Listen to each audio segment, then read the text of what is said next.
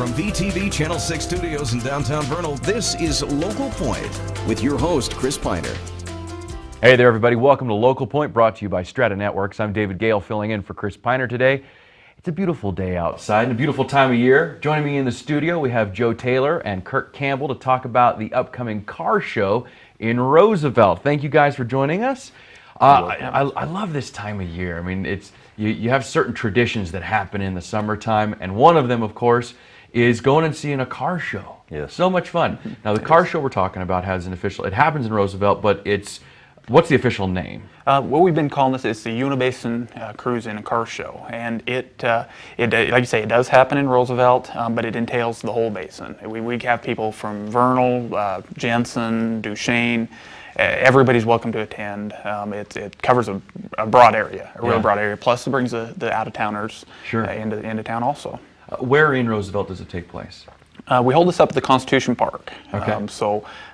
You pretty much be a third stoplight, turn right, dumps you right onto it. Very good. Those are good Roosevelt directions. When is it happening? July 19th and 20th is the day of the show. Friday night, July 19th, we have a burnout contest and a cruise-in, and then we go to the drive-in at the end of the cruise-in. And then Saturday is the day of the actual show. Okay. So now, for somebody who may have never been to a car show before, you might have people out there who have never been to a car show, I guess. What exactly happens? You've got cars that show up. Who brings all of these cars? What kind of cars? What's the range of ages? What we've done in the past, we don't limit this to anybody. We've always kept this open. The first few years we started doing this, we looked at other car shows and we took what worked really good and we brought it into our show. So it doesn't limit anybody out. We have people bringing tractors. We have people bringing old vehicles, new vehicles, motorcycles, dune buggies, whatever. If you have something to show, it's worth seeing, bring it in. Everybody's got their own taste in what they like. So we don't limit it to old cars. We don't limit it to just trucks, just newer cars. We open that up to everybody because everybody has different tastes and everybody has different likes and what they want to see. It gives them a chance to show off then. Exactly. Absolutely. How much work goes on for these people who are bringing in their cars? Some of these cars, some of them have been in the family for years and years and years. We have some people I've seen bring them in that it was their grandpa's first vehicle that they've kept in the family. Some of them have recently bought it and they're proud of it and they've accessorized in it and they're really proud of it, and that's what it's all about is the people who love their cars, love their vehicles. Do either of you bring a car in? We both do. You both yeah, do? we both have our. Joe, I want to know what kind of car you bring. Oh, I got a '69 Chevy pickup, C10 half-ton two-wheel drive pickup.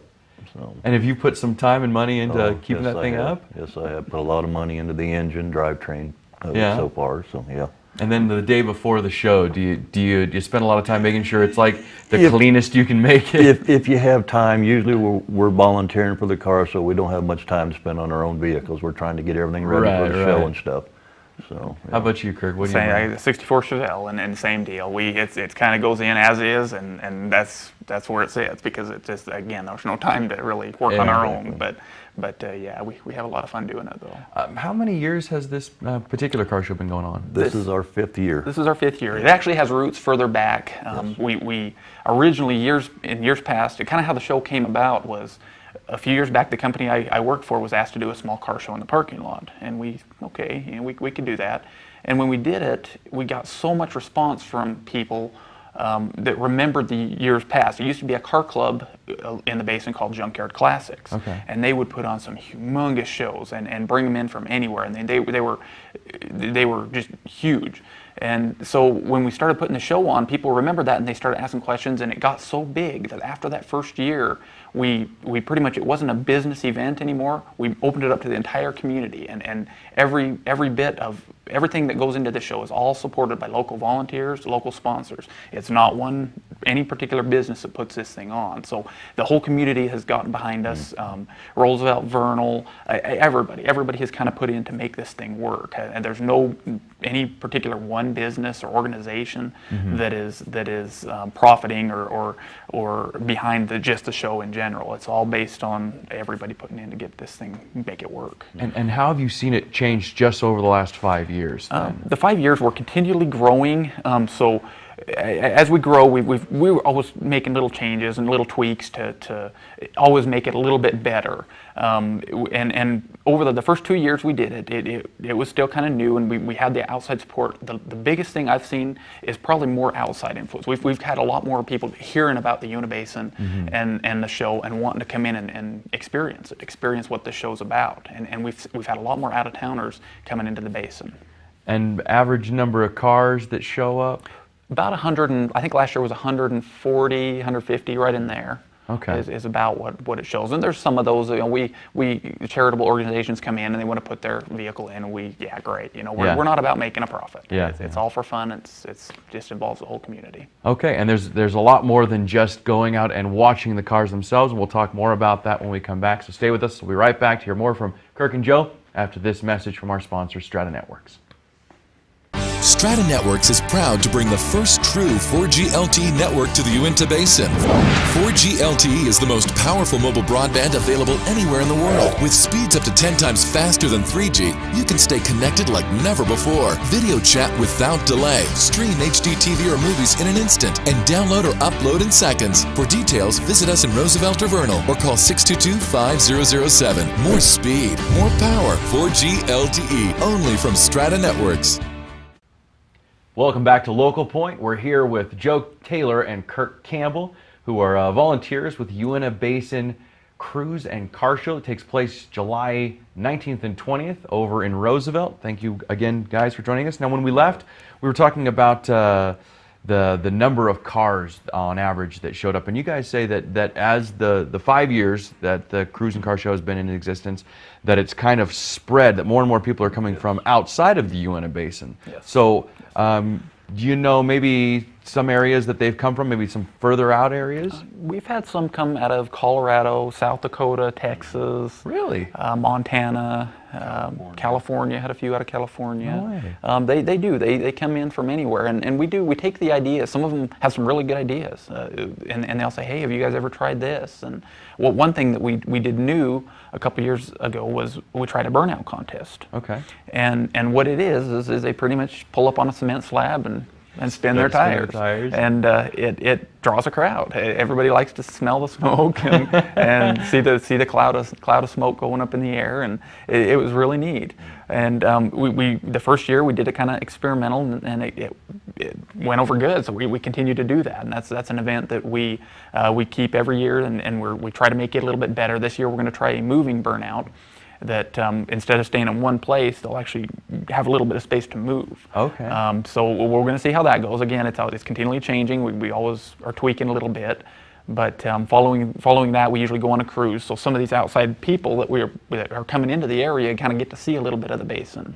Okay. And sometimes we'll go every year. We kind of do a little bit different route, but usually about 30 miles, and we'll just loop around, and we usually try to end up at the drive-in movie theater. Okay. For a movie afterwards. Like an impromptu parade as well. I mean, do Kinda you what get it people who is, stand on the pretty seats and just watch the cars They go do, by? absolutely, yeah. Big old line of cars. Set up a lawn chair and watch them go by, yeah. Exactly. Generally speaking, where will the cruise take place? Will it start at the park? It will start right after the burnout competition. Stewart's grocery store over in Roosevelt. Okay. And then we basically have a route around the basin where we'll travel around, and somewhere in midpoint we either find a business that we can stop at, or we'll just pick a spot and do ice cream and things like everybody pull into a parking area and have ice cream and visit for a little while, and then we take off and we end up at the drive-in later. That's great. And that's happening Friday or Saturday? Friday night. Friday night, Yeah, after the July burnout, which is also 19th. happening on Friday. Yes. Right. Now, is there any kind of admission fee to this? Just you come and take Not part? on this. Yeah, not on this. This is kind of a free event. The people who are entering into the burnout, there's a $20 fee, but Sure. for the most part, anybody coming and watching, it's free to the public. If they want to jump in on the cruise, Right. we don't not in it to make a profit. Yeah, We yeah. have have a good time. It's so neat to see people that these treasures, these cars, Yes. but they're not just setting them up on a shelf to look at them. They're bringing them out. They're burning the Using them, tires yeah, and taking them yeah. on drives. Yeah. Oh, Yeah, so exactly. the burnout itself, is it a competition or is it just more of an exhibition? It is. It is. We usually go by crowd applause. So, Okay. So you pull up there, and then the person does a really good job and smokes the tires and creates a cloud.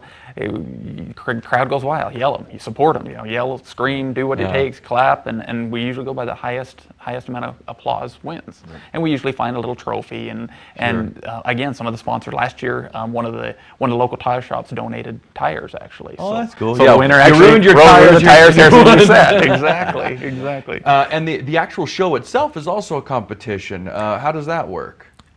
It is. We do judges. We pull judges from different areas and different ways that have different ideas. We try to put different type of people in the panel, and they kind of walk through and kind of pick their vehicles. We try to set up different classes, and some of the sponsors, the people who are helping some of the businesses, we let them pick the categories. So we have some weird categories, but that's what they wanted. Yeah. So they go through. The judges go through, and they kind of look at all the vehicles, and they pick what the best, a first and second place, and we award it to them about 2:30, 3 o'clock on Friday or on Saturday on the 20th.